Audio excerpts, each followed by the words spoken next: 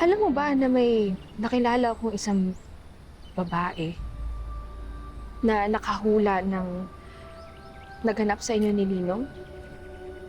Hindi ka maniniwala, ngunit nahulaan niya na mag-aaway kayo at magkakaroon ng gulo sa pagtitipon. Kamangha-mangha. Dahil mayroon din ako nakilalang babae na... Senyor Ibarra,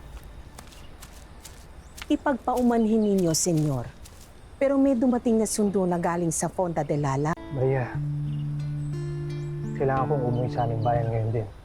Kailangan kong dalawin at tingnan ang bangkay ng papa. Kung gano'n na hindi na kita mapipigilan ka, mag-iingat ka. Salamat.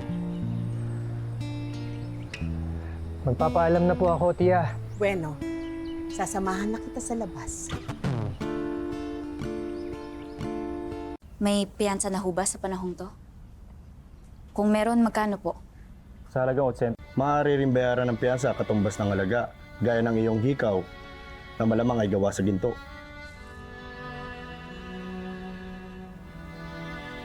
Regalo to sa akin ng mama ko eh.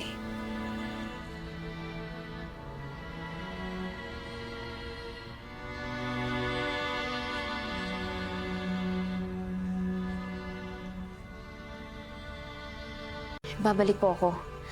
Pero makikiusap po ako sa inyo, wag na wag niyo po siyang sasaktan.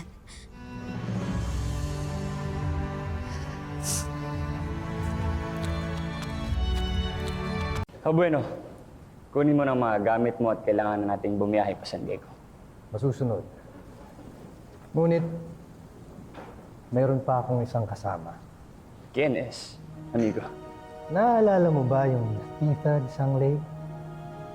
Naawa ako sa kanya, kaya tinanggap ko siya bilang utusan.